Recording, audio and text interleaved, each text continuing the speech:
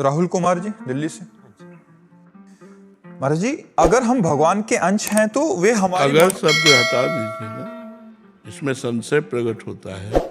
हम भगवान के अंश हैं, किसका प्रश्न है?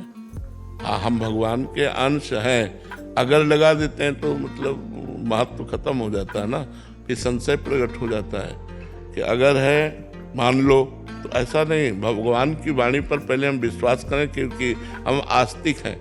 गीता में भगवान ने कहा, ममई वांशो जीव लोके जीव भूता सनातनः। इस बात पर हम विश्वास करें ना, विश्वास ही तो इस मार्ग की जड़ है। अगर विश्वास हिल गया तो फिर रह क्या गया? तो अगर हम भगवान के अंश से ऐसा लगा देते हैं तो इसमें एक संशय प्रकट होता है। तो हम अगर शब्द पहले वापस करते हैं, हम भगवान के अंश हैं। अब आगे बात। महाराज जी, हम भगवान के अंश हैं, वे हमारी मनोस्थिति हमसे बेहतर स्वरूप में जानते होंगे। फिर आपके जीवन में कोई अगर ऐसी परिस्थिति आती है जिसे आप सुलझा ना पा रहे हो, तो हमें बोलकर उनसे मांगने की आवश्यकता होनी चाहिए या फिर उन पर भरोसा नहीं, रख के? बोलकर मांगने की आवश्यकता है। जैसे अल्पज्ञ माँ भी रोने का इंतजार करती है, बच्चा रोए, ऐसे ही सर्वज्ञ भगवान भी हम प्रार्थना करें, हम भगवान से याचना करें और साथ में नाम जप करें। केवल याचना से बात नहीं, जो हमारे पास नाम रूपी धन होना चाहिए, तभी हमारी कामनाओं की पूर्ति होगी, केवल मांगने से नहीं होगी। अगर आप भजन नहीं करते हैं तो केवल मांगने से भगवान प्रसन्न होने वाले नहीं। जिन लोगों को ऐसा लगता है कि मन दो मन लड्डू पवा के भगवान को अपने पक्ष में कर लेंगे, तो अनंत ब्रह्मांडों का भरण पोषण वही कर रहे हैं यार, इतना तो समझो। वो तो केवल आपके भाव को स्वीकार कर लेते हैं। तो हम नाम जप करें और भगवान से अपनी कामनाओं की अगर पूर्ति चाहे तो अच्छा ही है, हम उसे बुरा नहीं मानते, क्योंकि भगवान से वो जीव जुड़ा। खास बात है कि वो भगवान से जुड़ा, भगवान से जुड़ना ही मंगल हो जाता है। जे भी हम भगवान से जुड़े, चाहे सकाम हो या निष्काम हो, तो हमारा मंगल उसी दिन से शुरू हो जाता है जिस दिन से हम भगवान से जुड़े, भगवान का नाम जप किए। क्योंकि अभी तक हम भूल में रहे कि हमारा स्वामी कोई और है, हमारा मित्र कोई और है।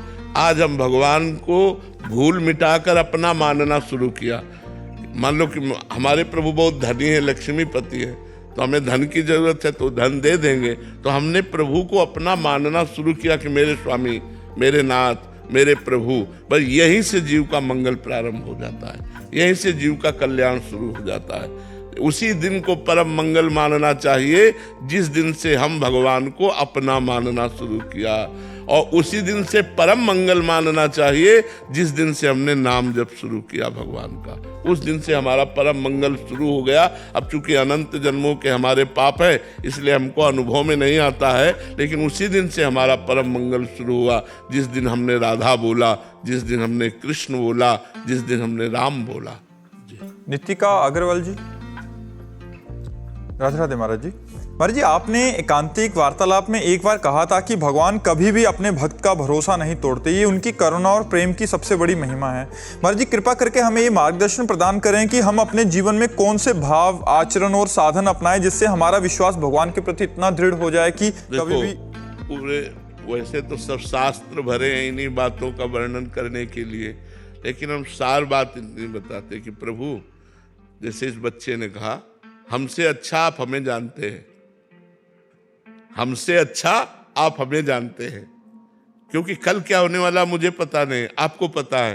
नाथ, जैसे हमारा मंगल हो, भाव हमारा ही होना चाहिए, जैसे हमारा मंगल हो मैं आपकी शरण में हूं। आप हमको वही सद्बुद्धि दीजिए, वही हमसे आचरण करवाइए, वही हमसे बात बुलवाइए जिससे हमारा मंगल हो। प्रभु, हमारी वाणी में बैठ जाइए, हमारे हृदय में बैठ जाइए। आप हमारे द्वारा कोई अमंगल कार्य न करवाइए, कोई गलत कार्य ना होने पावे। नाथ, आपकी मैं शरण में हूं। सबसे बड़ा भाव यह है। आचरण, यदि गृहस्थ हो, स्त्री शरीर है तो अपने पति पर, पुरुष शरीर है तो अपनी पत्नी पर, शेष सब में पवित्र भावना। गलत आचरण करने वाला भगवान की भक्ति में अग्रसर नहीं हो सकता। इसलिए चरित्र पावन रखो, अपने चरित्र को ठीक करो। ये जो पराई माताओं बहनों की तरफ गंदी दृष्टि है या पराये पुरुषों की तरफ हमारा जो आकर्षण है, ये नहीं होना चाहिए। अगर ये बना रहा तो अध्यात्म का मतलब क्या रह गया? फिर तो मतलब एक ड्रामा है, एक पाखंड है, एक नाटक है। आज तक हमने किया, आज सत्संग मिला, अब लो नसानी अब ना नसई हो, ठीक हो जाएगा, सारे पाप नष्ट हो जाएंगे। लेकिन जान करके पाप करो तो नरक में धुलाई होगी तुम्हारी, क्योंकि तुम जान करके पाप कर रहे हो, अब उसको तुम्हें भोगना पड़ेगा। तो इसलिए भाव तो हमारा हो सर्वभाव, सब कुछ भगवान हमारे हैं और वो हमसे ज्यादा जानते हैं। मैं उनकी शरण में हूँ, वो वही करवाएंगे जिससे हमारा मंगल होगा। और आचरण, चरित्र पवित्र होना चाहिए, भोजन पवित्र होना चाहिए। अगर भोजन अपवित्र है तो बड़ा भजन में प्रभाव पड़ता है कि जिससे रोटी दाल पवित्र भोजन पाके और भंडारे का गुलाब जामुन और अच्छे अच्छे पदार्थ पा करके और बासी कुशी भी पा करके जैसा मिला वैसा, तो भजन में अंतर पड़ता है। जैसे बासी भोजन कई दिन का है और वो मिला तो प्रमाद स्थिति लाएगा, वो भजन नहीं होने देगा। जैसे प्याज है, लहसुन है, ये जो त्याज्य वस्तुएं हैं, अगर इनको खाते हो आप तो आपके भजन में वृद्धि नहीं हो पाएगी, भजन पवित्र नहीं हो पाएगा। सात्विक भोजन चाहिए, सतोगुणी भोजन चाहिए, और जितना पवित्र भोजन होगा उतने हमारे पवित्र विचार बनेंगे। तो हमारा भोजन पवित्र, हमारा चरित्र पवित्र, हमारा चिंतन पवित्र, और भगवान का नाम जप करें, इसी से सब हो जाएगा। इतनी बात समझ लो, इसी से सब हो जाएगा। हाँ, तो हमारा कथन है कि आप जो दिनचर्या कर रहे हो उसमें जो आपका खाली समय है, आप उस समय नाम जप कर लीजिए। मान लो आपका 5 बार खाली समय मिला, राधा राधा राधा राधा, फिर लैपटॉप में लगे, व्यापार में लगे, अपने कार्य में लगे। फिर हमको 2 मिनट बाद टाइम मिला, एक बार बोल लें राधा, फिर तो हमारा भजन बन जाएगा। आप करके तो देखो, करके देखो। हमने एक बार बाहर कहा था कि अगर 5 मिनट में एक बार राधा नाम बोलोगे तो आप ले करके देखो, 5 मिनट कोई खाली ना जाए। हर 5 मिनट में एक बार राधा बोलो, आप फुर्सत 5 मिनट के लिए, फिर एक बार राधा बोल देना 5 मिनट में। आप देख लो, अगर महात्मा न बन जाओ तो बताना, गृहस्थी में रहते हुए एक महापुरुष बन जाओगे। आप नाम जप करके तो देखो। तो जैसे हम लोग एक बहानेबाजी मार देते हैं कि हम बहुत बिजी हैं, लेकिन गलत। आप ईमानदारी से जितने में बिजी हो वो कर्म भगवान को समर्पित कर दो और खाली समय में नाम जप करो। तो हम कह रहे हैं लैपटॉप चला रहे, 1 सेकेंड के लिए हमारी अंगुली रुकी, राधा, फिर हम चला रहे। हमारे पास बहुत समय है भजन का। अगर हम ईमानदारी से भजन करने के लिए सोचे तो बहुत समय है भजन करने का। वैसे भी हमने गणित लगा करके देखा कि आप 12 घंटे काम करते हो, 12 घंटे काम करते हो, तो आपके पास 12 घंटे बचते हैं। 24 घंटे होते हैं ना, 6 घंटे आप सो लेते हो तो आपके पास 6 घंटे बचते हैं। 2 घंटे आप भोजन में कर लेते हो तो आपके पास 4 घंटे रहते हैं। 1 घंटे मनोरंजन में दे देते हैं तो आपके पास 3 घंटे बचते हैं। अब ये 3 घंटे कहाँ व्यतीत करोगे? हमने 1 घंटा मनोरंजन दिया, 2 घंटे भोजन के लिए दिए, 6 घंटे सोने के लिए दिए, 12 घंटे कार्य करने के लिए, तो आपके पास फिर भी समय तो हम कहीं ना कहीं व्यर्थ में समय नष्ट करते हैं। यदि हम व्यर्थ में समय नष्ट ना करें, जो व्यर्थ का समय है, जो खाली समय है, उसमें भजन कर ले तो हमारा मंगल हो जाएगा। जैसे खाली समय में प्रभु नाम जप करते हैं, अगर माला से करते हैं, तो पहले मन के पे अगर हम 28 नाम का नाम जप करें और बाकी पे राधा राधा जपें तो ये सही है? हाँ, किसी तरह भगवान से हमें जुड़ना है, हमारा मन प्रभु से जुड़े। वो चाहे 28 नाम, चाहे शास्त्र नाम, चाहे सत्य नाम, कैसे भी भगवान से हमारा जुड़े। नाम में जुड़ना परम मंगल है। माधुरी जी महाराष्ट्र से। राधे राधे महाराज जी। महाराज जी, भगवान ने खुद ये सृष्टि निर्माण की है, तो हर इंसान को पाप और पुण्य करने की बुद्धि भी तो वही देते हैं। किस आत्मा को अब इस जीवन मृत्यु के चक्कर से निकालकर अपने में विलीन करने का निर्णय भगवान खुद लेते हैं या उस आत्मा के कर्म के प्रभाव से? देखो, जैसे एक किसान को खेती दे दी जाए, और बीज दे दिया जाए, बुरे और अच्छे दोनों बीज दे दिए गए। अब वो किसान की मति है, बबूल बोता है या गन्ना बोता है, दाख छुहारा बोता है या वो चना बोता है, ये उसके ऊपर है। ऐसे ही भगवान ने, हम भगवान के अंश हैं, भगवत स्वरूप ही है। हम अपने को भूलकर मनुष्य देह में आ गए, मनुष्य देह को अपना मैं मान लिया। अब हमारे पास दो बीज है, पाप और पुण्य। आप कर्म भूमि में पाप बोते हैं या पुण्य बोते हैं, ये आपकी छूट है। भगवान ने आपको सत्संग भी सुनवाया कि पाप और पुण्य से ऊपर भगवत प्राप्ति का भी मार्ग है, आत्मबोध का भी मार्ग है। अब आप चयन करो, पाप मार्ग या पुण्य मार्ग या भगवत मार्ग। ये स्वतंत्रता आपको दे दी गई, आपको नहीं रोका जाएगा। आप पाप कर्म करो, रोका नहीं जाएगा, परिणाम उसका आपको भोगना पड़ेगा। पुण्य कर्म करो, रोका नहीं जाएगा, उसका परिणाम आपको भोगना पड़ेगा। आप अच्छे कर्म करो या बुरे कर्म करो, आपको ही भोगना पड़ेगा। ये भगवान ने छूट दी है मनुष्य योनि में। और किसी 83,99,999 योनियां हैं, वो केवल पाप और पुण्य के कर्म का फल भोगेंगे, वो पाप और पुण्य नहीं कर सकते। जैसे सिंह बलात् गाय को मारकर खा जाता है, अब उसको हत्या का पाप थोड़ी लगेगा, क्योंकि वही उसका आहार है। और जो गाय निश्चित हो चुकी है आहार, वही उसके सामने पड़ेगी और वो उसी को मारेगा। हजारों के लक्ष्य में एक गाय के पीछे पड़ जाता है, तो उसी गाय का प्रारब्ध भोजन बना उसका, तो वो खा गया, उसको कोई पाप नहीं लगता। पाप और पुण्य मनुष्य योनि को लगता है, अन्य योनियों को नहीं। तो भगवान ने आपको पूरी छूट दी है। आप पाप कर्म मत कीजिए, अच्छे कर्म कीजिए, आप नाम जप कीजिए, आप तीर्थ याटन कीजिए, आप भगवत आराधना कीजिए।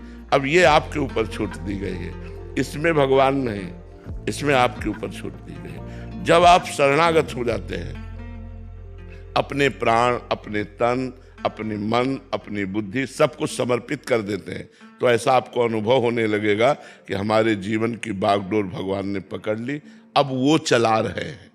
अहंकार भगवान के जो ही शरण में गया तो अनुभव होने लगता है कि अब भगवान चला रहे हैं। देखो भगवान ने ये प्रेरणा की, देखो भगवान ने ये कर्म करवाया, उससे बुरे कर्म होने बंद हो जाते हैं, क्योंकि अहंकार में ही बुरे कर्म होते हैं। देहाभिमान में ही मैं पुरुष हूँ, मैं स्त्री हूँ, इसी से पाप या पुण्य कर्म बनते हैं। जब अहंकार भगवान के चरणों में समर्पित हो जाता है तो भागवत कर्म बनते हैं, पाप पुण्य कर्म नहीं, वो भागवत कर्म बनते हैं, श्री कृष्ण प्रीत्यर्थ कर्म बनते हैं, उससे वो भगवत प्राप्ति कर लेता है। तो अब ये आपको देखना है, भगवत प्राप्ति करना है या पाप पुण्य कर्म करके इसी संसार के आवागमन चक्र में फंसे रहना है।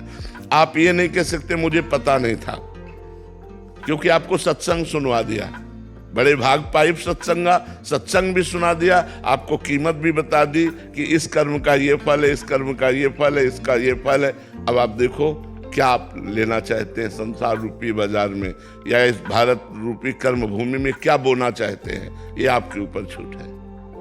शोभित जी गुरुग्राम से, शेरविंश महाराज जी, हम ये कैसे पहचाने कि हम जो भी पूजा पाठ और भक्ति करते हैं, क्या वो वास्तविक में भगवत प्राप्ति के लिए है या केवल अपनी व्यक्त और अव्यक्त सांसारिक मनोकामनाओं की पूर्ति के लिए है? कोई बात नहीं है, अगर मनोकामना की पूर्ति के लिए है तो भी भगवान ने भक्त ही कहा है। अर्थार्थी अर्थ की प्राप्ति के लिए, आर्थ संकट निवृत्ति के लिए, जिज्ञासु भगवान को जानने के लिए, और ज्ञानी जो भगवान को जान चुका है। तो यदि हम किसी कामना की पूर्ति के लिए भी भक्ति करते हैं तो मंगलमयी भगवान से हमारी वृत्ति जुड़ी तो हमारा मंगल हो जाएगा, कामना की भी पूर्ति हो जाएगी और भगवान की भी प्राप्ति हो जाएगी। अगर हमारे अंदर ये जानकारी करनी है कि मैं निष्काम हूं या सकाम, तो पता तब चलेगा जब हमारे अंदर वृत्ति अंतर्मुख होगी, तभी हम जांच पाएंगे कि हमारे अंतःकरण की वृत्ति निष्काम है या सकाम, हमारी भक्ति भगवत प्रीत्यर्थ है या कामनाओं की पूर्ति के लिए। यदि हमारी कोई कामना है और हम उसे पकड़ पाए, हमारी ये कामना है और उसकी पूर्ति नहीं हो रही और हमें जलन हो रही, तो हम अपनी साधना कामना की पूर्ति के लिए कर रहे हैं। और जब उस कामना की पूर्ति नहीं हुई तो मुझे खुशी होनी चाहिए। बड़े कृपालु भगवान, हमारी कामना की पूर्ति नहीं की, आप अपनी इच्छा की पूर्ति की, इसलिए मैं निष्काम धर्म के मार्ग में चलने लायक बन रहा हूं। बड़ी कृपा है प्रभु, मेरी कभी कामना पूर्ण मत करना, आपकी जो इच्छा हो वही करना, तो आप निष्काम धर्म में चले जाएंगे। इसके लिए अंतर्मुखता चाहिए, अंतर के अंतःकरण की जांच चाहिए कि हमारे अंदर कौन सी कामना है और उसकी पूर्ति में भगवान से श्रद्धा बढ़ती है और उसकी अपूर्ति में श्रद्धा घटती है तो वो कामना से संबंधित है। और यदि कामना की अपूर्ति में, कामना की न पूर्ति में हमें खुशी होती है तो हम निष्काम भाव से चल रहे हैं। रवि गांधी जी, दिल्ली से। राधे राधे महाराज जी। महाराज जी, संसार नश्वर है, फिर भी हम क्यों भौतिक चीजों की तरफ भागते हैं? यही तो हमारा बहुत सबसे बड़ा जाल है कि जानते हैं कि यार मर जाना है, जानते हैं कि शरीर भी छूट जाएगा, जानते हैं कि ये सब छूट जाएगा, फिर भी इसी के लिए फंसे हुए हैं। एक प्रसंग आता है मार्कंडेय पुराण में कि एक व्यापारी, उसका सब कुछ परिवार वालों ने लूट लिया, छीन लिया और उसको पीट करके घर से भगा दिया। और एक राजा सूरत, जिसका सब कुछ छिन गया था राज्य, तो दोनों मिले और दोनों ने आपस में बातचीत की। तो दोनों ये कह रहे हैं कि मैं करूं तो क्या, परिवार वालों ने मेरा सर्वस्व छीन लिया। वो वैश्य कहता है, व्यापारी, वो वैश्य कुल का था, मेरा सब कुछ छीन लिया लेकिन मेरा मन उन्हीं के प्यार में फंसा है, लगता है वो राजी हो जाए और मुझे रख ले, मुझे वैराग्य नहीं हो रहा। उस राजा ने कहा मेरा सब कुछ छिन गया है, फिर भी मैं राज्य चाहता हूं, अब क्या करूं? तो उनका आद्या शक्ति, ये माया का प्रभाव है, आद्या शक्ति भगवती दुर्गा की आराधना की जाए, मार्कंडेय ऋषि के दुर्गा जी की आराधना की जाए, देवी की आराधना की जाए, वो अपने माया को हटावे, हमारे अंदर ज्ञान प्रकट करे तो ये बात आवे। एक बार श्री स्वामी वामदेव जी महाराज अपनी मंडली के साथ भ्रमण कर रहे थे, अभी कुछ ही सब वर्षों पहले की बात है। तो एक जवान आदमी बूढ़े को जूते से पीट रहा था, तो उन्होंने भ्रमण करते हुए देखा तो मंडली को रोका और उसके पास गए। जो वो जवान घर के अंदर चला, बोले कौन था ये? उनका बेटा था। बोले जूतों से पीट रहा था, तुम्हें बुरा नहीं लगता है? चलो हमारी मंडली में चलो, हर समय तीनों टाइम भोजन मिलेगा और भगवान नाम कीर्तन सुनो, भगवान की कथा सुनो, वृद्ध शरीर क्यों ऐसी पीड़ा सहते हो? तो उनका लड़का, हमारा पीठ हमें रहा, तुम काहे को परेशान? वामदेव जी महाराज ने कहा इतनी प्रबल माया है कि वो जूतों से पीट रहा है, फिर भी वो उसी का पक्ष ले रहा है, मंडली में नहीं आ रहा है, वो विरक्त नहीं हो रहा। यही भगवान की प्रचंड माया है। हम जानते हैं कि हमारा जीवन व्यर्थ जा रहा है। हम सच्चिदानंद भगवान की प्राप्ति के लिए मानव जीवन प्राप्त किया, गर्भ में भगवान से वादा करके आए हैं कि हम जब माँ के गर्भ से निकलेंगे तो ऐसा भजन करेंगे कि दोबारा माँ के गर्भ में ना जाना पड़े। लेकिन वो सब बातें हम भूल गए, गर्भ की भी बात भूल गए। इसी जन्म में हम 9 महीने गर्भ में रहे, कितना कष्ट रहा, हमको कोई ज्ञान नहीं है, पर हम ऐसा फंसते चले गए। अब देखो, निकलने की कोशिश करो तो निकल नहीं सकते और कोई हमें बांधे नहीं, हम ही बंधे हुए हैं। पत्नी का मोह, पुत्र का मोह, पुत्री का मोह, मकान का मोह, परिवार का मोह, रिश्ते नाते का मोह, बैंक बैलेंस का मोह, और ये सब 1 सेकंड में छूट जाने वाला है। लेकिन ये जानते हुए भी जो हम नहीं छोड़ पा रहे, यही अज्ञान है, यही माया का बंधन है और यही साधना से कटता है। जब हम साधना करते हैं, भजन करते हैं, तो एक एक चीज स्पष्ट दिखाई देती है। हम लोगों ने काम को ऐसे देखा जैसे आपको देखा है। ये काम, ये क्रोध, ये लोभ, ये मोह, उसकी वृत्ति को कैसे नष्ट करना है, वो सब भगवान ज्ञान प्रदान कर देते हैं तब जब साधना करें। तो इसीलिए सबसे कहते हैं ज्यादा कलयुग है, कोई अन्य साधनाएं बन नहीं सकती, इसलिए नाम जप करो। कलयुग केवल नाम आधारा। जितना तुम अधिक राम कृष्ण हरि नाम जप करोगे, राधा राधा नाम जप करोगे, तुम्हारी बुद्धि शुद्ध हो जाएगी और तुम भगवान को प्राप्त हो जाओगे। नाम में बहुत बड़ी सामर्थ्य है। ब्रह्म राम ते नाम बड़ो। आप ध्यान दीजिए इस बात पर। ब्रह्म राम ते नाम बड़, वरदायक वरदान। रामचरित सतकोटि में लिए महेश जी जान। 100 करोड़ रामायणों का जब मंथन किया भगवान शंकर ने, 100 करोड़ रामायण, तो उसमें सार निकला कि ब्रह्म राम से भी बढ़कर के भगवान का नाम है। 100 करोड़ ग्रंथों का अवगाहन करने के बाद सार बात निकली कि ब्रह्म राम ते नाम बड़ वरदायक वरदान। वरदान देने वालों को भी वरदान देने की सामर्थ्य नाम जापक में है। इसलिए नाम जप करो। कलयुग में नाम का ही एकमात्र आश्रय है जो हमारा उद्धार कर सकता है। नहीं तो प्रचंड माया मोह इसी को कहते हैं कि हम लोग सब जानते हैं। जब फूंक के आते हैं ना किसी को, तो जब फूंकने ले जाते हैं तो एक गीत गाया जाता है, राम नाम सत्य है। देखो सब लोग जोर जोर से गाते हैं, सुनाई देता है। क्या कह रहे हैं? राम नाम सत्य है, सत्य बोलो मुक्त। तो अब आप विचार करो, जब जानते हैं कि सत्य है, फूंकने जा रहे हैं तो फूंक के आते हैं, तो कोई तंबाकू खा रहा है, कोई बीड़ी पी रहा है, उसको ज्ञान नहीं है कि हमको भी फूंका जाएगा, आज नहीं तो कल हमारी भी गति होगी। यही प्रचंड माया है। अतिशय प्रबल देव तो माया, छूटे राम करो जब दाया। भगवान जब दया करे, कृपा करे, तो कब कृपा करेंगे? कृपा हो चुकी है। हम लोग खूब नाम जप करें, भगवान का स्मरण करें, नाम कीर्तन करें, भगवान की कथा सुने, अपने कर्मों को पवित्र करें और भगवान को समर्पित कर दें, तो हमारे अंदर ज्ञान प्रकट हो जाए। तो इसी संसार में रहते हुए हम भगवान को प्राप्त हो जाएंगे। भागने की जरूरत नहीं, कहीं भागने की जरूरत नहीं। सत्यजीत जी, राधे राधे। श्री हरिवंश महाराज जी, महाराज जी मैं अमेरिका में रहता हूँ और आपका सत्संग रोज सुनता हूँ, तो ऐसा आभास होता है कि मैं नरक तो नहीं जाऊंगा, परंतु पुराने कर्म ऐसे हैं कि स्वर्ग भी नहीं जा पाऊंगा। अब मैं बीच में खड़ा हूँ, क्या करूं महाराज? बिल्कुल चिंता मत कीजिए, हमारी बात को गंभीरता से सुनिएगा। एक दिया सलाई एक मुट्ठी रुई को जलाने के लिए काफी है, तो एक दिया सलाई रुई के पहाड़ को भी जलाने के लिए काफी है। क्यों? उसके लिए हमको पहाड़ जैसी दिया सलाई ले चाहिए। एक ही दिया सलाई चाहिए ना, बस एक नाम पकड़ लो आप, चाहे पहाड़ जैसे पाप हो सब भस्म हो जाएंगे इसी जन्म में। हमारी बात पर विश्वास करो, अपने कर्मों की तरफ मत देखो, भगवान की कृपा की तरफ देखो। भगवान कृपा करें तो बहुत जल्दी हमको निर्मल कर सकते हैं, और उनकी कृपा तभी होगी जब हम नाम जप करें। आप नाम जप पर विश्वास रखिए, नाम जप कीजिए, पहाड़ के पहाड़ जैसे पाप नष्ट हो जाएंगे। पर नाम के बल से नए पाप मत कीजिए, फिर दोष हो जाएगा, फिर नामापराध लागू हो जाएगा, क्योंकि आप नामापराध कर रहे हैं। नाम के बल से पाप करना ये नामापराध है।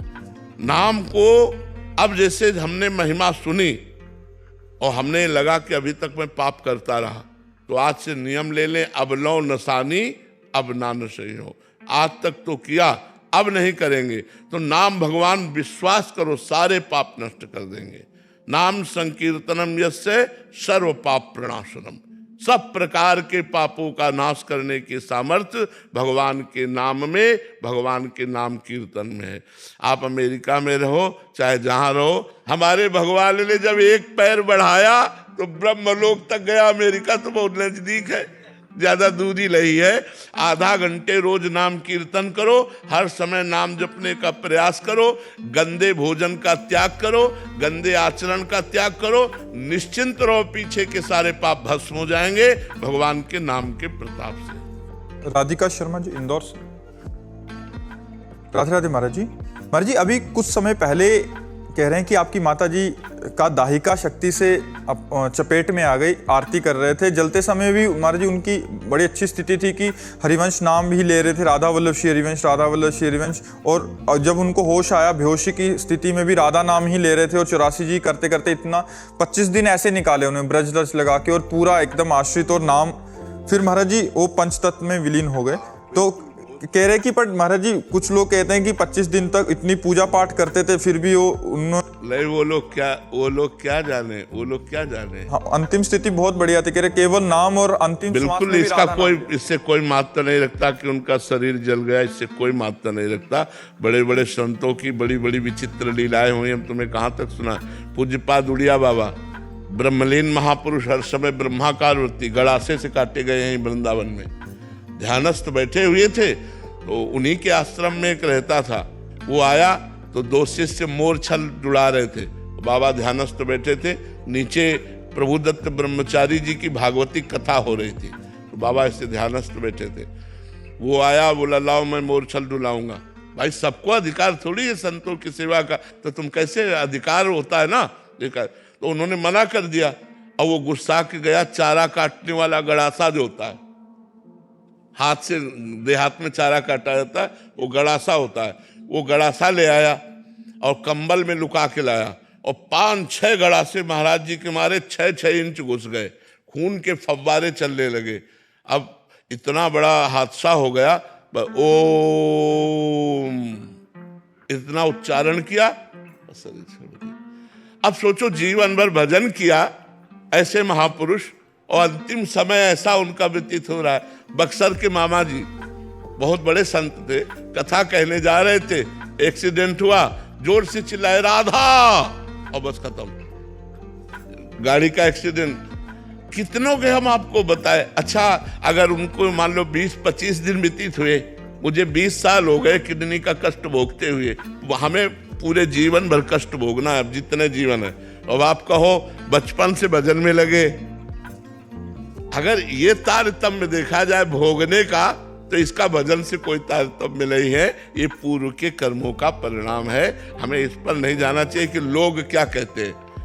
मतलब कितने ऐसे पापी लोग हैं जिनको जुखाम नहीं होता है, यहाँ बचपन से बाबा जी किडनी खराब। तो अब ये चीजें थोड़ा भगवान की बात समझनी होगी कि हमारा अंतिम जन्म है। अब हमारे जितने भी पाप कर्म है संचित तो भस्म हो गए, अब जो प्रारब्ध रहा उसे हम भोग लेते हैं, और क्रियमाण भगवान की शरण में जा रहा है, अब हम भगवान को प्राप्त हो जाएंगे। तो आखिरी जन्म जिन संतों का होता है, तो उनकी थोड़ा बड़ी विचित्र लीलाएं होती, थोड़ा थोड़ा करके भोग भुगवाया जाता है। तो ये रहस्य रघुनाथ कर बेग ले जाले कोई, जो जाले रघुपति कृपा तो सपने मोह न होए। नहीं तो भ्रम हो जाता है कि यार भजन करने वाला जो है दुख पा रहा है, और पाप करने वाला मौज उड़ा रहा है, ऐसा लोगों को भ्रम हो जाता है। रिंकल जी करनाल से, राधे राधे महाराज जी। महाराज जी, भगवत सत्संग में सुना है कि परनिंदा से भजन नष्ट होता है। प्रभु, शरीर का कोई रिश्ता ऐसा हो जिसकी बात सुननी पड़ती हो, और उसकी उम्र भी ऐसी हो कि हम कुछ उसको बोल ना पावे, तो ऐसे में सुनने में अपराध लगेगा, या उस स्थिति में हम उस समय अंदर अंदर राधा राधा रटो, ये पक्की बात। भजन नष्ट नहीं होता, भजन तो किसी भी कारण से नष्ट नहीं होता। भजन अविनाशी है, पुण्य नष्ट होता है।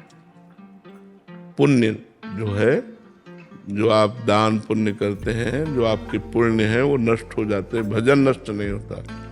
ये पहले भ्रम हटा दो, किसी भी कारण से कभी भजन नष्ट नहीं होता। आपने एक बार राधा कहा, ये कभी नष्ट नहीं हो सकता, ये आपको फल दे के रहेगा। हाँ, अब आपने अपराध किया तो ऐसे रुक जाएगा, राधा नाम जप नहीं पाओगे और उसका फल अभी नहीं मिलेगा, पहले आप दंड भोगो, फिर वो फल प्राप्त होगा। तो हम किसी की निंदा करें या निंदा सुने तो हमारे पुण्य नष्ट हो जाते हैं, भजन नष्ट नहीं होता। भजन रुक जाएगा, भजन नष्ट नहीं होगा।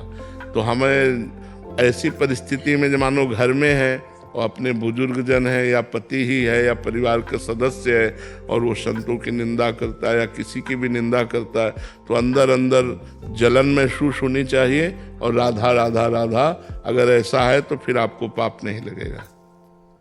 वैष्णवी जी, राधे राधे महाराज जी। महाराज जी, मैं पेशे से डॉक्टर बन रही हूँ। जब हमारी ड्यूटी ऐसी जगह लगती है जहाँ पर वार्ड में कई मरीजों की मृत्यु हो जाती है, तब मन अशांत और विचलित सा हो जाता है। महाराज जी, कैसे हम अपने आप को शांत रखें? नहीं, पहली बात तो ये है, इस लोक का नाम है मृत्यु लोक। मरना यहाँ स्वाभाविक है। अब अगर कोई मरीज ऐसा आता है जो आपकी उपचार वृत्ति से बच जाता है, तो उसको बचना था इसलिए बच जाता है। और यदि वो आपके पूर्ण प्रयास के बाद भी वो शरीर त्याग देता है, तो उसका मृत्यु का राइट टाइम है। उसे कोई ना डॉक्टर टाल सकता है, ना कोई ऋषि मुनि टाल सकता है। जो मृत्यु का टाइम है उसी समय वो मरेगा। मानो अगर अस्पताल में जाकर के मृत्यु कई की हो रही है, तो उनकी मृत्यु होनी है। जैसे बहुत अच्छे डॉक्टर होते हैं, सफलतापूर्वक ऑपरेशन करते हैं, फिर भी असफलता हाथ लगती है और वो मरीज मर जाता है, तो उसको मरना ही था इसलिए मर जाता है। और बहुत जगह ऐसा होता है सफल हो गया और जीवित हो गया, तो उसको जीवित होना है इसलिए वो जीवित हो जाता है। उसमें डॉक्टर का कोई दोष नहीं देना चाहिए कि डॉक्टर ने कोई प्रयास कम किया। हर डॉक्टर चाहता है, उसको दो उद्देश्य होते हैं। एक तो उद्देश्य होता है कि मैं कितने मरीजों को स्वस्थ करूं, मेरी जो विज्ञान दृष्टि है, डॉक्टरी दृष्टि है, उसके द्वारा मैं कितनों को सफलतापूर्वक ऑपरेशन कर सकूं, कितनों को सुख पहुंचा सकूं। और एक होता है धन वृत्ति। तो जिनकी धन वृत्ति है उनसे चूक हो सकती है, उनसे चूक हो सकती है, क्योंकि वो मरीज के दर्द को महसूस नहीं कर रहा, वो केवल अपना व्यापार मानकर डॉक्टरी का धन ले रहे। लेकिन जिनको अपनी डॉक्टरी का प्रयोग करके दूसरों को सुख पहुंचाने का, वो कभी ऐसा नहीं कर सकते कि वो चूक कर दे। ऐसे डॉक्टरों से भी असफलता हो जाती है कि मृत्यु हो जाती है, तो उस समय मानना चाहिए कि इस व्यक्ति की मृत्यु ही निश्चित थी, उसी टाइम पे मृत्यु हो गई है। और जो लोग प्रमाद करते हैं डॉक्टरी में, फिर भगवान उनको क्षमा नहीं करते, क्योंकि आप डॉक्टर हो, मरीज आपको समर्पित है। अगर आप प्रमाद स्थिति करते हैं तो उस प्रमाद स्थिति में आपको दंड का भागी बनना पड़ेगा। जब समय आएगा तो ये कर्म आपको फिर दंड देगा, भोग। तो आप उसमें निश्चिंत रहिए, आप अपना प्रयास सफलतापूर्वक करती रहिए। और अगर मृत्यु हो जाती है तो वो तो मृत्यु होना ही है, इस लोक का नाम ही मृत्यु लोक है। तो हमें उसको बचाने की कोशिश करना है 100%। जब नहीं बचता है तो भगवान की विधान वृत्ति हो, विधान है इसलिए वो मर गए। इसलिए ज्यादा शोक करने की जरूरत नहीं, क्योंकि इस लोक का नाम ही मृत्यु लोक है। सीमा सोनी जी। श्री हरिवंश महाराज जी, आपके चरणों में कोटि कोटि प्रणाम। महाराज जी, यदि कोई स्त्री अपने गृहस्थ कर्तव्यों और ऑफिस के कर्तव्यों को ईमानदारी से निभाते हुए यथासंभव भगवत स्मरण करते हुए जीवन यापन करे, तो क्या उसे इसी जीवन में भगवत प्राप्ति का संयोग? हाँ, बिल्कुल बिल्कुल हो सकता है। यदि वो पापाचरण न करे, अपने पति को भगवान माने, किसी से द्वेष न करे, शरीर पवित्र, मन पवित्र, विचार पवित्र, और भगवान का नाम जप कर रहे, तो निर्मल मन जन सो मोहि पावा, मोहि कपट छल छिद्र न भावा। तो निर्मल मन हुआ तो भगवान की प्राप्ति हो ही जाएगी। जो हमसे कोई गंदे आचरण नहीं होते, नाम जप करते हैं, अपने कर्म को भगवान को समर्पित करते हैं, अपने पति को भगवान का स्वरूप मानते हैं, तो निश्चित भगवत प्राप्ति हो जाएगी। गोकुलेश त्रिपाठी जी, बनारस से। राधे राधे जी। राधे राधे महाराज जी। महाराज जी, क्या सदगुरु हमें दीक्षित करके ही प्रभु के मार्ग पर चलने की प्रेरणा देते हैं, या हम बिना दीक्षा लिए भी उनकी वाणी में विश्वास कर भगवत प्राप्ति के मार्ग पर प्रशस्त हो सकते? हाँ, दोनों बातें हैं। अगर हमारी श्रद्धा इस कोट की नहीं बनती कि हम दीक्षा आदि के उसमें, तो उनकी वाणी पे चले तो वो शिष्य ही माना जाएगा। जो संत वाणी का अनुसरण करता है तो संत वाणी में सब कुछ व्यक्त हो जाता है, कुछ गुप्त नहीं रहता। संत इतने उदार होते हैं जो अपने हृदय की साधना के गुप्त से गुप्त रहस्य को भी समाज को दे देते हैं। तो अगर हम उनकी वाणी को गौर से सुने और उसी के अनुसार चलें और नाम जप करें, तो बिना दीक्षा लिए भी कल्याण हो जाएगा। क्योंकि हमने गुरु तो मान ही लिया ना, उनकी वाणी का अनुसरण कर रहे हैं तो गुरु मान करके तो कर रहे हैं। तभी हमारी श्रद्धा पुष्ट तभी होगी जब हम गुरु भाव रखेंगे। तो हम उनकी वाणी का अनुसरण करें और उनके द्वारा दिया हुआ नाम जप करें। जैसे जो संत हैं, कोई कह रहा राम राम जपो, कोई कह रहा राधा राधा जपो, तो उनके मुंह से हमने राधा राधा पकड़ लिया, ये हुआ गुरु मंत्र, और उनकी वाणी को सुनकर हम अनुसरण कर रहे हैं, ये हमारा मार्ग हो गया। तो गुरु मंत्र और मार्ग से भगवत प्राप्ति हो जाए। नित्या जी। श्री हरिवंश महाराज जी। महाराज जी, मैं श्री जी और ठाकुर जी को माता पिता के भाव से मानती हूँ। मेरी इच्छा है कि इस जन्म के बाद अगले जन्म में जैसा मैं चाहती हूँ और श्री जी की इच्छा मिलाकर जिसमें मैं और अच्छे से इस मार्ग पर चल पाऊं, भगवत प्राप्ति कर सकूं, तब तो ये मुझे सदा के लिए। तो अगले जन्म के लिए क्यों सोचती, इसी जन्म में क्यों नहीं कर लेती? अगला जन्म पता नहीं पशु पक्षी का मिले, गारंटी थोड़ी कि अब मनुष्य ही बनेंगे, कोई गारंटी नहीं। इसलिए हमको इसी जन्म में काम करना चाहिए। जो हमें अन्य जन्म के लिए सोच रहे वो इसी जन्म में कर लेना चाहिए। ये तो बहुत गलत धारणा हो गई कि अगले जन्म में करेंगे। नहीं नहीं, इसी जन्म में अभी से शुरू करो। काल करे सो आज कर, आज करे सो अब, पल में परलय होएगी बहुरी करोगे कब। अभी जपो राधा राधा, अभी जपो।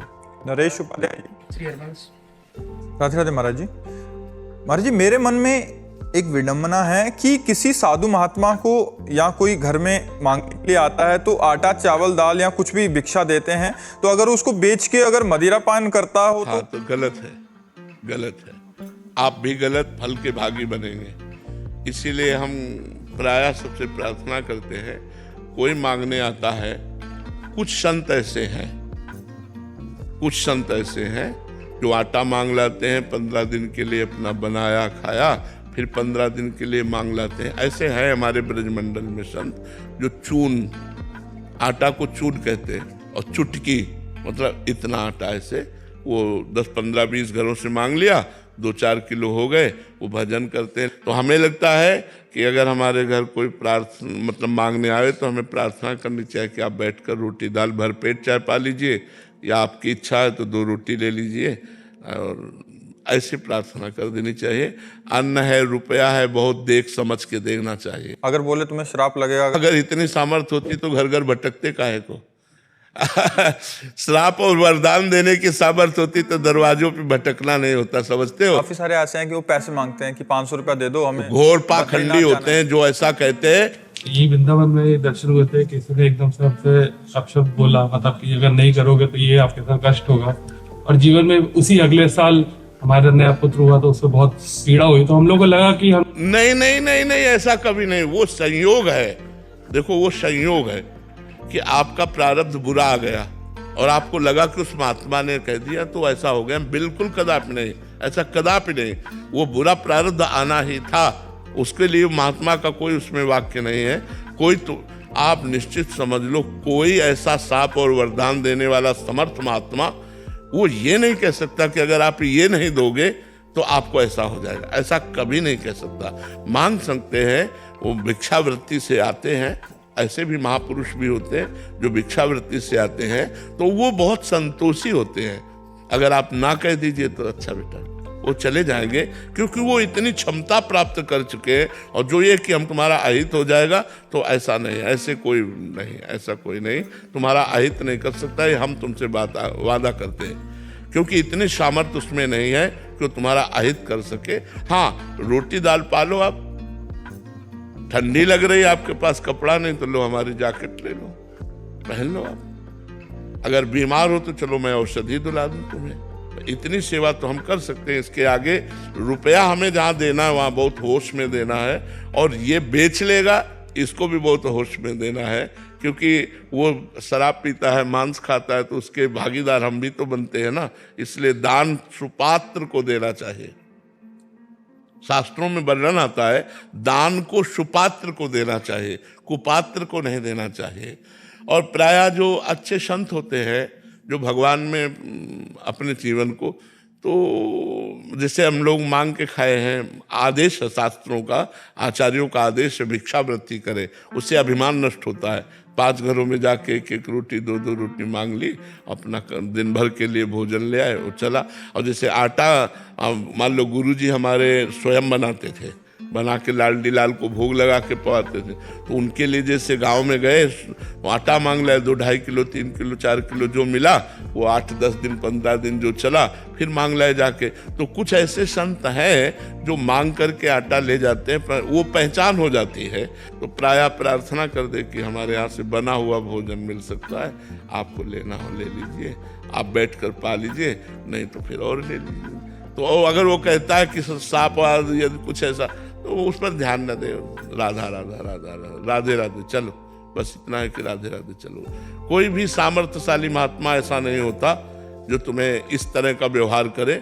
हाँ, अगर तुम मार भी दोगे तो तुम्हारा मंगल मनाएगा, अमंगल नहीं मना सकता। जो सच्चा संत है वो कभी अमंगल नहीं मना सकता, ये बात पक्का समझ लो। अगर किसी कारणवशात वो नाराज हो जाता है, जैसे देवर्षि नारद जी विचरण कर रहे थे, कैलाश के समीप ही अलकनंदा थी।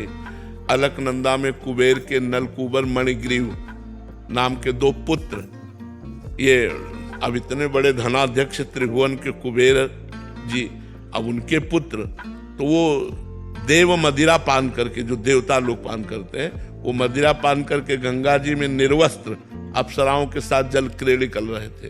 तो अप्सराओं ने देखा, देवर्षि नारद जी तो फौरन शर्मा कर बाहर निकली और वस्त्र आदि धारण करके प्रणाम किया, लेकिन वो वैसे ही मदिरा के नशे में गंगा जी में। तो उनका, तुम देवताओं में श्रेष्ठ कुबेर के पुत्र होकर इस तरह अभद्र व्यवहार करते हो, तुम्हारी बुद्धि भ्रष्ट हो गई है, तुम श्री मतलब धन से मतवाले हो रहे हो, इसलिए तुम्हें ज्ञान भी नहीं है कि कौन तुम्हारे सामने खड़ा है, क्या है, तुम इस तरह मदोन्मत्त हो रहे हो। जाओ, मैं शाप देता हूं, तुम वृक्ष योनि को प्राप्त हो जाओ। जब शाप की बात कही तो घबरा गए, चरणों में गिरे। तो देवर्षि नारद जी ने कहा, वृक्ष तो बनो, लेकिन नंदालय के वृक्ष बनो। तो नंद भवन के सामने यमला अर्जुन नाम के वृक्ष के रूप में ये दोनों भाई वहां प्रकट हुए। और भगवान की जब उखल बंधन लीला हुई, तो उखल बंधन से भगवान उखल को घसीटते हुए इन दोनों वृक्षों के बीच में आए और झटका मारा, दोनों वृक्ष उखड़ गए और दोनों अपने स्वरूप को प्राप्त हुए। तो देखो, कहाँ मदिरा पिए निर्वस्त्र गंगा जी में खड़े, और कहाँ देवर्षि की हम श्राप कहें या कृपा कहें, कृपा कहेंगे। साप रूप से कृपा देकर भगवत साक्षात्कार करवा दिया। श्री कृष्ण चंद्रजू का दर्शन और स्पर्श प्राप्त हुआ नलकुबर मणिग्रीव को, और पुनः अपने स्वरूप को प्राप्त हुए। तो सामर्थ्यशाली महात्मा मुनिन का क्रोधो मुक्ति दातार। अगर मुनिजन सामर्थ्यशाली संत क्रोध भी करे तो वो मोक्ष प्रदान कर देते हैं, वो भगवान को प्रदान कर देते हैं। ऐसे घटिया बात नहीं, संत वही है जिसको तुम गाली दो और वो तुम्हारा मंगल बनाए, उसे संत कहते हैं। उमा संत के यही बड़ाई, मंद करत जो करे भलाई। तो बिल्कुल मत डरना, कुछ नहीं होने वाला। राधा राधा ऐसे संतों से कहे, राधे राधे महाराज, बैठ के मानो तो भोजन पालो, नहीं तो पधारो, कोई बात नहीं। महाराज जी, क्या हृदय बहुत नाजुक होता है, क्योंकि घर परिवार में मोह होता है, तो बात भले नया दें, भेज दें, पर वो बात घर कर जाती है। और जब भी कुछ बुरा होता तो बार बार याद आता है कि उस संत ने ऐसा बोला था, मेरा अपराध बन गया। ये बहुतों के प्रश्न भी होते हैं। तो महाराज जी, इस पे अपने कर्मों का ही माने ना? बिल्कुल बिल्कुल, अपने कर्मों का ही फल। और संयोग बन गया ऐसा तो बार बार लगता है कि वो ऐसा हो नहीं, किसी के गलत करने से ऐसा हो तो सब संसार को लूट लेना, ऐसा नहीं, ऐसा बिल्कुल नहीं। को न काहू के सुख दुख कर दाता, निज कृत कर्म भोग सुन भ्राता। हाँ, गृहस्थ धर्म में एक आतिथ्य धर्म है, आए हुए अतिथि का सत्कार करना, अपने दरवाजे पे जो मांगने आया है उसका आदर करना। तो हम प्रिय वचन तो बोल सकते हैं। पहला आदर होता है प्रिय वचन, राधे श्याम, हाथ जोड़ लिया, राधे श्याम, आइए आइए, क्या सेवा करें, हमें 5,000 रुपया दे दो। नहीं, पानी पियोगे आप, भोजन पाओगे, नहीं, फिर हम रुपया नहीं दे सकते। खत्म खेल। कोई अपराध आपको नहीं लगेगा, क्योंकि आपने पहला आदर किया है उनका। निरादर किसी का ऐसे नहीं, किसी राधे, भले वो भिक्षुक है, किसी भी तरह का है, राधे श्याम आइए। आप जल पिएंगे, नहीं, भोजन पाएंगे, नहीं, फिर आप पधारिए। महाराज जी, इसमें एक सावधानी और मांग रहे हैं महाराज जी, जैसे संतों का आदर करना चाहिए, तो उनको घर में तो ना घुसाए ना? हाँ, नहीं, गेट के बाहर से। पता नहीं वो संत है या असंत है, संत है या असंत है, हमें तो पता नहीं है। तो हम दोनों का आदर करते हैं क्योंकि हमें पता नहीं। पर गेट के बाहर, गेट के अंदर किसी को नहीं। भोजन भी पाना है तो आप गेट के बाहर बैठो, हम घर से ला करके देते हैं। और जो सच्चा संत होगा वो गेट के अंदर घुसेगा ही नहीं, क्योंकि आदेश होता है द्वार से भिक्षा मांगना। द्वार के अंदर घर में प्रवेश करने के लिए गुरुजन निषेध करते हैं कि किसी भी गृहस्थी के घर में प्रवेश मत करो, उसके दरवाजे पर जाकर राधे श्याम बोलो, जोर से आवाज बोलो, वो जो दे दे भिक्षा वो लेके चले आओ, ऐसा आदेश हो। सोहित कुमार जी, दिल्ली से। राधे राधे महाराज जी। गुरुजी, मुझे आपकी और श्री राधा रानी की कृपा से 5वीं बार वृंदावन आने का मौका मिला। मैं रामानंद संप्रदाय से दीक्षित हूँ। महाराज जी, आप कह रहे हैं कि सभी बड़े संतों के हजारों संख्या में ग्रस्त और विरक्त शिष्य होते हैं, उनमें से लगभग सभी गुरु प्रदत्त साधन प्रणाली का पालन भी करते हैं। उन सभी शिष्यों के मन में यही भाव रहता है कि हम गुरु प्रदत्त साधन प्रणाली का पालन करते रहें तो हमें इसी जन्म में भगवत प्राप्ति हो जाएगी। महाराज जी, मेरा प्रश्न है कि क्या गुरु प्रदत्त साधन प्रणाली का पालन करने वाले सभी शिष्यों को भगवत प्राप्ति हो जाती है, केवल उन शिष्यों को होती है जिन्हें शरीर रहते हुए स्वरूप बोध अथवा भगवत साक्षात्कार प्राप्त? नहीं, जैसे प्रयत्नशील है, प्रयास बहुत कर रहे हैं साधना में, लेकिन सफलता नहीं मिल रही, तो अंतिम समय जब उनका आता है तो उस समय भगवान उनको सफलता प्रदान करते हैं। क्या? अंतिम समय भगवान स्वयं स्मरण बन जाते हैं और वो अंतिम समय में राधा और गया, अब वो भगवत प्राप्त हो गया। तो जो लगा, चाहे थोड़ा ही लगा हो, भगवान का नाम जानते हो क्या? मंगल भवन अमंगल हारे। तो अब कितने सृष्टि में जीव हैं, अगर वो माइक्रो क्या कहते हो, माइक्रोस्कोप, हाँ, आप जमीन के एक बीता में देखो तो लाखों जीव निकल आएंगे, लाखों जीव। तो अगर हम लाखों का कल्याण हो रहा है तो कोई खास बात थोड़ी है, अनंत जीव है, अनंत जीवों में लाखों का कल्याण हो गया तो कौन सी बात है। अनंत ब्रह्मांड है, केवल इसी मृत्यु लोक में कल्याण होता है, अन्य लोकों में नहीं। अन्य लोकों में यहाँ के किए हुए कर्मों का फल भोगना होता है। जैसे तपस्या तो तप लोक, और बड़ी तपस्या जन लोक, और बड़ा भजन महर लोक, ब्रह्म लोक। लेकिन भगवान को जो प्राप्त हो गया वो आवागमन से मुक्त हो जाता है।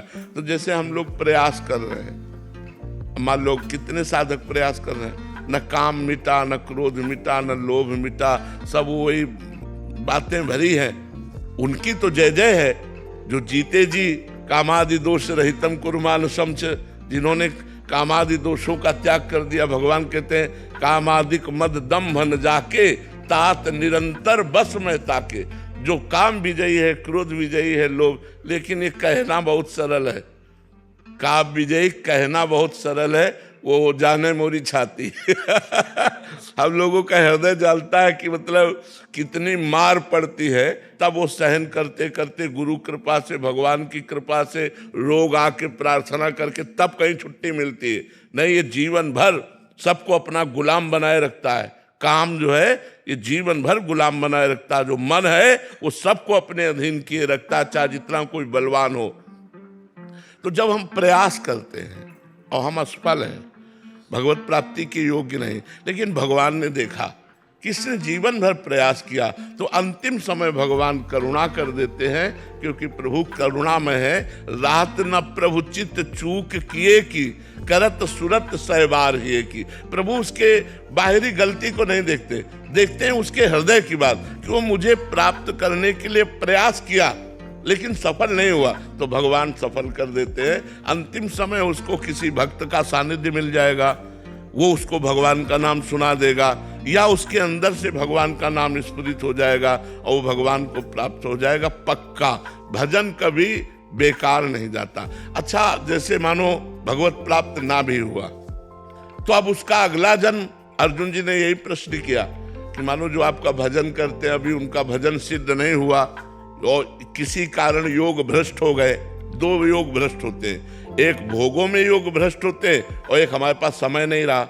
हम योग में तो सही चल रहे लेकिन लक्ष्य को नहीं प्राप्त कर पाए और मर गए, तो हम भी योग भ्रष्ट माने जाएंगे। और एक वो योग भ्रष्ट माना जाएगा जो विषयों में भ्रष्ट हो गया, कंचन काबिनी कीर्ति में भ्रष्ट हो गया, अपने मार्ग को सही नहीं संभाल पाया। तो दोनों प्रकार के योग भ्रष्टों का वर्णन किया कि वो छिन्न भिन्न बादलों की तरह नहीं हो जाते, वो नष्ट नहीं हो जाते, उनको फिर अवसर मिलता है। जो पहला विषयों के भोग में भ्रष्ट हुआ था उसको ऐसे श्रीमान धनी कुलों में जन्म मिलेगा जहाँ सब विषय की बहुतायत होगी और हर विषय उसे मिलेगा और हर विषय वो भोगेगा, और वो पूर्व जो भजन है वो उसका वैराग्य दिलाएगा, उसको घृणा हो जाएगी विषयों से, और उसी जन्म में वो भगवान को प्राप्त होगा। और दूसरा जो योग भ्रष्ट हुआ वो ऐसे पवित्र योगियों के कुल में जन्म लेगा जहाँ जन्म से भगवान की साधना मिलेगी और बचपन से साधना करके फिर वो अपनी साधना को पूर्ण कर लेगा।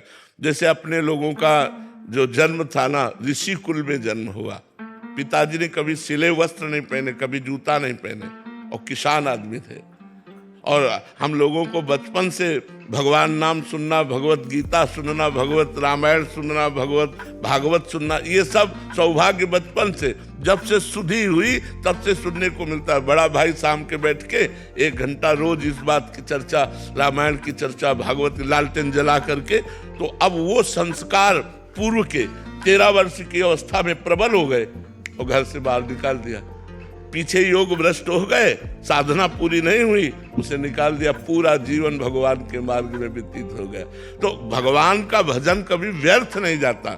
जैसे श्री राजर्षि भरत जी भगवान ऋषभ देव जी के पुत्र हैं, बड़े योगी महात्मा हैं। अपने भगवान की प्राप्ति के लिए राज्य को त्याग दिया, रानियों को, पुत्रों को, परिवार को त्याग दिया और गंडकी नदी के किनारे एकांत में भजन कर रहे थे। एक दिन वो गंडकी नदी में भगवान सूर्य को अर्घ दे रहे थे तो एक घटना घटी। एक मृगी गर्भवती थी जो प्रसव होने ही वाला था, वो पानी पीने के लिए आई। इतने में पीछे से सिंह ने दहाड़ की, अब वो भयभीत होकर के छलांग मार दी गंडकी नदी में, तो वो बच्चा योनि से धारा में गिर गया और वो गिरी और मर गई। भरत जी ने इस दृश्य देखा, माँ तो उसकी मर गई और ये बच्चा बहता हुआ जा रहा, दौड़ पड़े, उस बच्चे को उठा के लाए। ऐसा कोई भी दयावान करेगा। अब उसे कुटी में रखा तो बड़ा दुलार करने लगे। धीरे धीरे हरी हरी दूब तोड़ के लाते, अपने गोदी में लिए रहते। अब जो ममता अपने पुत्रों में थी पूरी हिरण में हो गई। बड़ा विचित्र भाव है, बड़ा विचित्र माया का खेल है। इतनी जोर की ममता हो गई कि भगवान का भजन छूट गया और मरने का समय आया तो अंतिम समय हिरण का ही चिंतन किया, अगला जन्म हिरण का बना। फिर इतना भजन किया हिरण के शरीर में कि तीसरा जन्म ब्रह्मबोध संपन्न जड़ भरत जी के रूप में हुआ। तो भजन कभी व्यर्थ नहीं जाता। हिरण बने तो गंडकी नदी में ही खड़े होकर के रात दिन भजन करके भगवान का अगला जन्म उनका ब्रह्मबोध संपन्न जड़ भरत जी के रूप में हुआ। तो ऐसा नहीं कि भजन करने वाला कभी व्यर्थ हो जाएगा उसका जीवन। जितना भजन हुआ है उसके, अब ये तो निर्णायक भगवान है कि किसको इस जन्म में पास कर देते हैं या किसको अगला जन्म देते हैं, ये तो निर्णय भगवान के हाथ में है। श्री हरिवंश महाराज जी, महाराज जी आप कह रहे हैं कि आप अधिवक्ता हैं, महाराज जी एडवोकेट हैं। पहले ये कुछ मुकदमे ऐसे लेते थे जिसमें मतलब आरोपित होता था, फिर भी लेने पड़ते थे, पर इन्होंने 1.5 साल से आपका सत्संग सुन के छोड़ दिया महाराज जी। बट अभी कह रहे हैं कि शराब और गांजा के मुकदमे लेने लग गए हैं, बट इसमें भी इनको लग रहा है कि मेरा भजन छूट ना जाए, मेरे को धाम की कृपा में दिक्कत ना आ जाए, व्यवधान ना पड़े, तो क्या इनको देखो प्रधान चीज देखनी है वकालत में। वैसे सब लोग ये बात नहीं धारण कर पाएंगे क्योंकि जिनका व्यापार ही वकालत है धन के लिए, तो वो ये हमारी बात को नहीं मानेंगे। लेकिन अगर निर्दोष को बचाने के पक्ष में और दोषी को दंड देने के पक्ष में वकालत की जाए तो वकालत रूपी धर्म का पालन करने पर और नाम जपने से वो भगवत प्राप्ति के योग्य हो सकता है। अब इसमें ही हमें वो आपका विषय है कि आप किस विषय में देखते हैं इस विषय को। वो नशेबाज है या वो व्यभिचारी है या वो मर्डर किए हुए है, वो आपका विषय है। हमारा केवल इतना विषय है कि अगर दोषी है तो उसे दंड मिलना चाहिए और निर्दोष है तो उसको बचाना चाहिए। आपकी विद्या, आपकी पढ़ाई लिखाई, आपकी वकालत इसी में सार्थक है कि निर्दोष को बचा दे, निर्दोष को बचावे। और जो दोषी है, अच्छा आपको अधिक धन दोषी देगा, निर्दोष नहीं दे पाएगा। अब वो बेईमानी का धन आपकी बुद्धि को भ्रष्ट कर देगा, आपके परिवार को परेशान कर देगा और आपकी भागवतिक उन्नति में बाधा पहुंचा देगा। आधुनिक उन्नति जरूर बढ़ती नजर आएगी लेकिन वो आपको पतन की तरफ ले जाएगी, वो आपको सुख शांति प्रदान नहीं करेगी। अब इसमें शराब के और नशे में क्या अधिकांशतः मुकदमे फर्जी ही होते हैं, लेकिन उनका व्यापार वही है, जो उन पे केस लगाया जाता है फर्जी होते हैं। हाँ, अब ये चीज तो आप वकील हैं, आप जानिए, लेकिन हम इतना कहते हैं कि अधर्म से बचिए और धर्म का साथ दीजिए। चाहे वकालत हो या न्याय हो, न्यायाधीश हो, आप दोनों का पक्ष होना चाहिए। अधर्मी को दंड देना और धर्मात्मा को बचा लेना, निर्दोष को बचा लेना। वो किसी भी डिपार्टमेंट में किसी भी विषय से फंसे।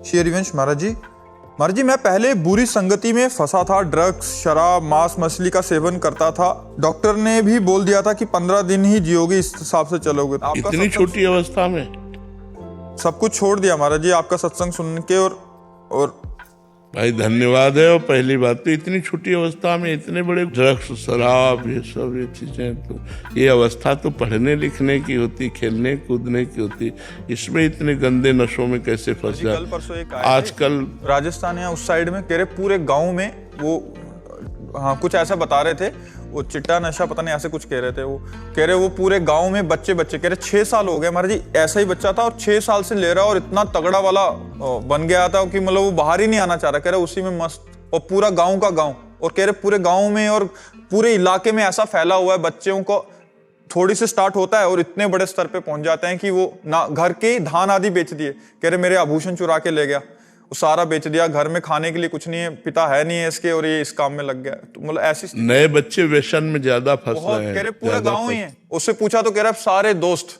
नहीं, हमारे जो नई पीढ़ी है वो थोड़ा गलत मार्ग में जा रही है। व्यसन और व्यभिचार ये दो बहुत जोर कस रहे हैं। व्यभिचार में भी बहुत प्रवृत्त हो रहे हैं, विविध प्रकार से ब्रह्मचर्य नष्ट करना और व्यसन करना, नशा करना, इसमें ज्यादा नए बच्चे फंस रहे हैं। अब भगवान बचावे, कलयुग का बड़ा कुप्रभाव है, युग धर्म का भी प्रभाव है। अब जैसे इसका दोस्त कोई बनेगा मान लो, तो वो नशा सीखेगा, क्योंकि वो कहेगा थोड़ा सा आप देखिए, तो वो भी नशा सीखेगा। जब वो उसका दोस्त बनेगा तो वो भी नशा सिखाएगा। अब जैसे इसने छोड़ दिया तो ये 2-4 को छुड़वा सकता है, अपने साथियों को तो छुड़वा सकता है।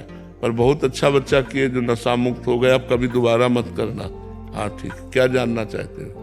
बस कह रहे थे कि ये इसने बोला कि अगर मैं ठीक हो गया पूरी तरह, महाराज जी इस पे भी एक चक्कर है महाराज जी, उसका भी उसने छोड़ दिया, 15-20 दिन हो गए, बट कह रहे कि पहले भी 2-3 बार छोड़ चुका हूँ। नहीं, 90 दिन तक छोड़ा हुआ नहीं माना जाता। अगर आप 90 दिन क्रॉस नहीं करते तो छोड़ा हुआ नहीं माना जाएगा। आप 40 दिन बाद, 50 दिन बाद भी कर सकते हैं। 90 दिन तक आपको उस नशे से बिल्कुल दूर रहना है। किसी भी तरह से उस नशे का सेवन 90 दिन तक नहीं करना है।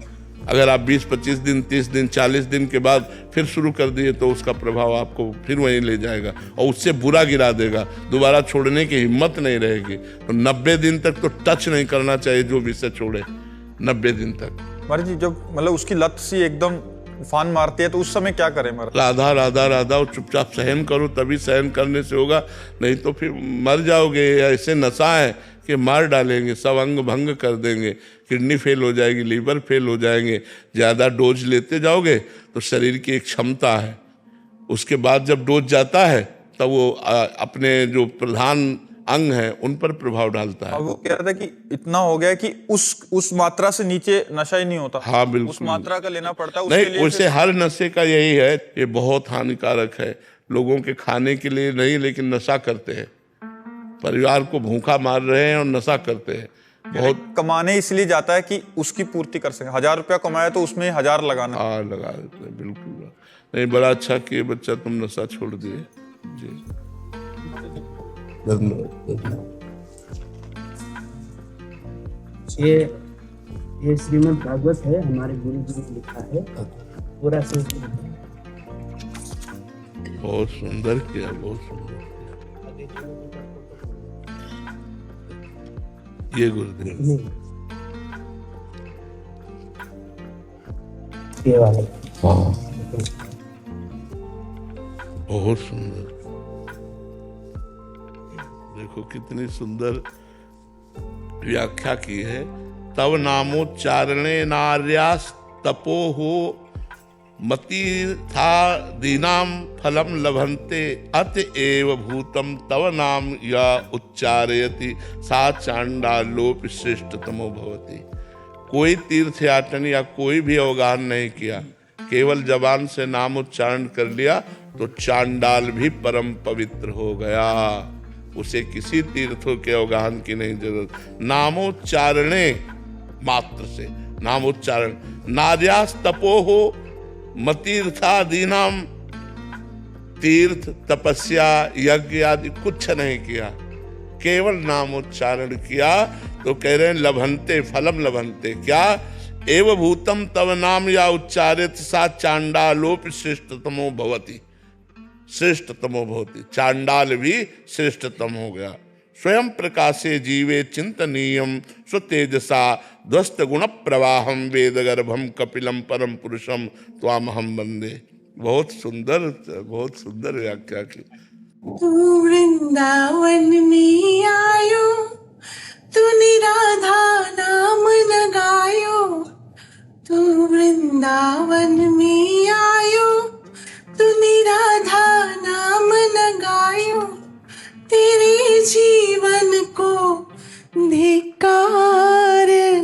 जपी जा राधे राधे राधे अलबेली सरकार, जपी जा राधे राधे।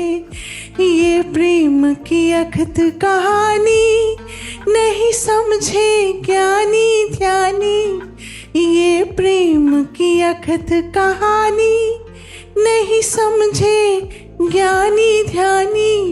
वाहे जाने बिरज की नार, जपी जा राधे राधे राधे अलबेली सरकार, जपी जा राधे राधे।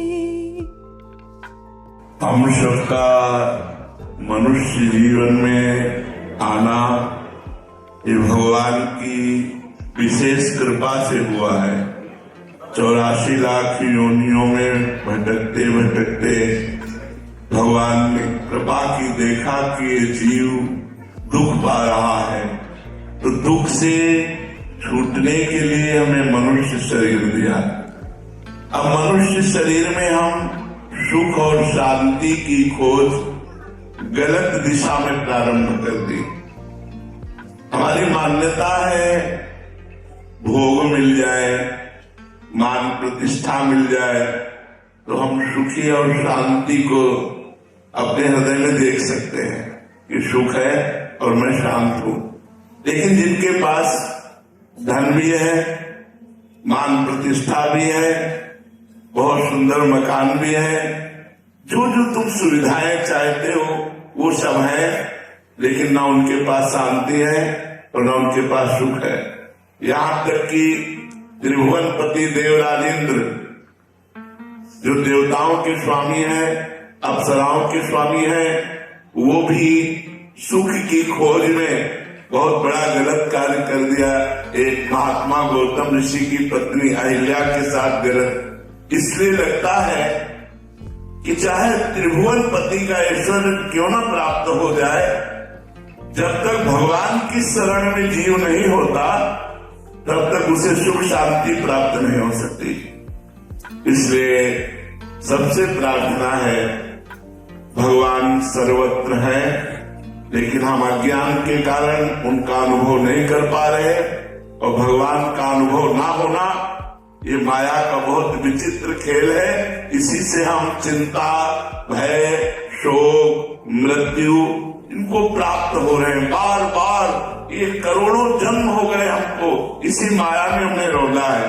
इस बार हमें निकलना है, हमको दृढ़ निश्चय करना है कि इस बार हमको परम शांति और परम सुख प्राप्त करना है, और वो होगा राधा नाम से। स्वयं भगवान श्री कृष्ण राधा नाम जब करते हैं, ये वृंदावन की कृपा से ही राधा नाम का परिचय मिल सकता है, अन्यथा आगम निगम पुराण अगोचर सहज माधुरी रूप निधिम। ये जो राधा नाम राधा रूप है, ये न आगम